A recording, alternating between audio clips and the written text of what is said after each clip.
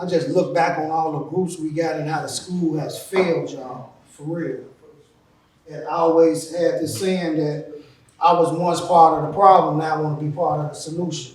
So I used to be the cat that messed our neighborhood up. Even in the midst of selling drugs back then, I still was destroying the community by selling our people poison.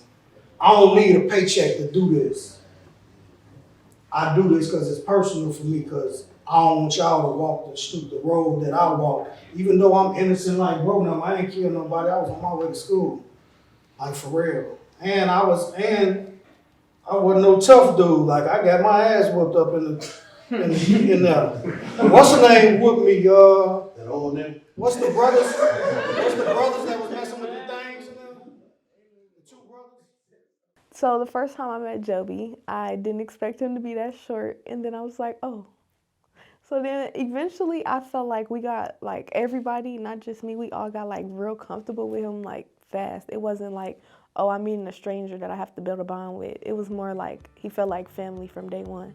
When I first met him, like he was telling me about his past, and like I can relate to some of the stuff he was saying and stuff like that, and it was like an immediate connection. And he was just like, he was pushing me, and it just made me want to do more. When you see you really got real support, and it just make you want to do more in life, and it just make you want to keep going.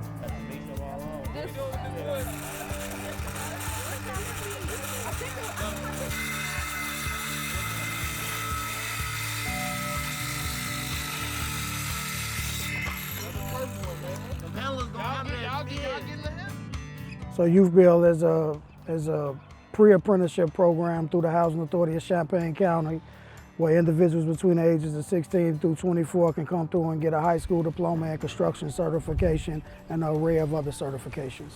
So I'm a recruitment and outreach coordinator. I recruit all the young folks into the program. So we do get a lot of students that come from the hood. Like 90% of our students have been in a lot of activities that have either got them expelled from school or fights at school. So when you get into a fight at the traditional high school, they send you to alternative school. If you get in any type of situation in the alternative school, they kick you out of the alternative school. So we're practically last resort for these kids. I'm gonna be the first one to graduate, basically. One of her kids.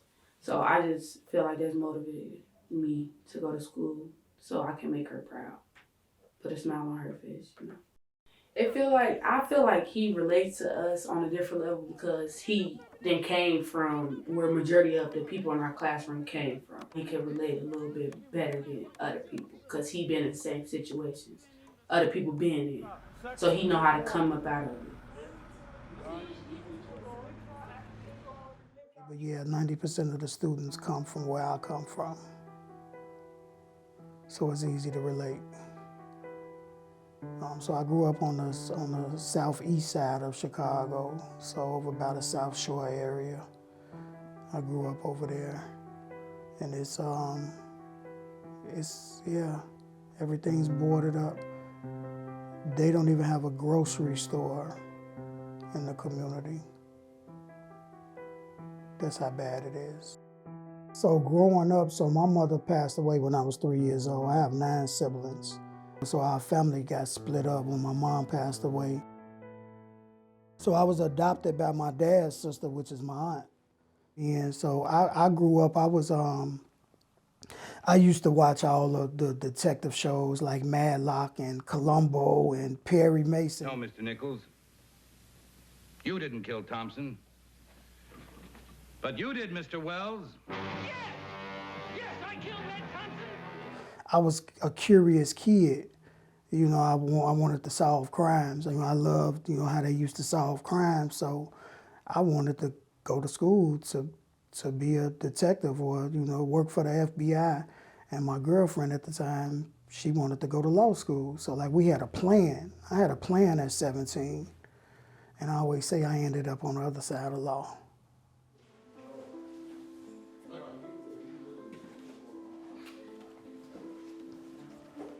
I had a nice childhood growing up. I did. I can't complain. It was good. I seen a lot of things though. I seen 2 of my friends get killed in front of my eyes. witnessed a lot of abuse, sexual abuse. Yeah, it was a lot of trauma. So, you know, same thing these kids go through now. These young folks go through a lot because a lot of them have traumatic experiences. They've watched their peers get killed. You know, they've watched their peers get incarcerated. So a lot of that, you know, a lot of that weigh on them.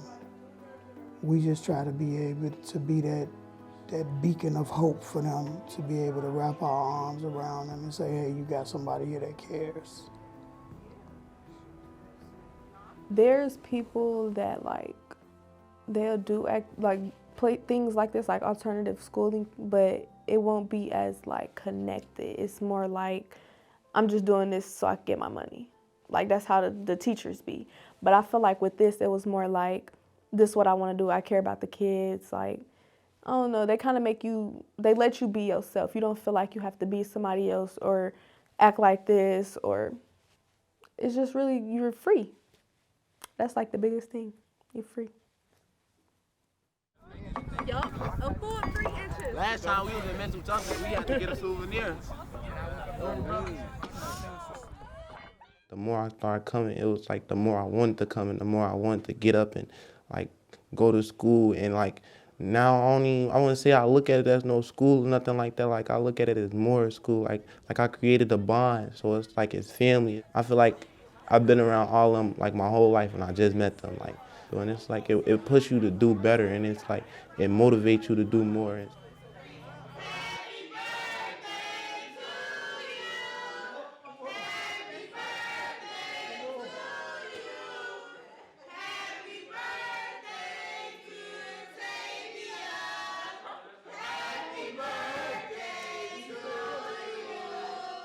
So I got incarcerated when I was 17. So I always tell them my story. You know, I tell them I was you at that age. So I had a choice, and you have a choice too in this situation, to where you can drift this way or you can drift that way. Like, which way do you want to drift? So, you know, the good thing about what we do is we give them the necessary tools to be able to keep them on a straight path, to where they don't drift this way or they drift that way. When I say drifting one way or the other, like I drifted to where I end up going to prison. You know, some drift to where they get killed.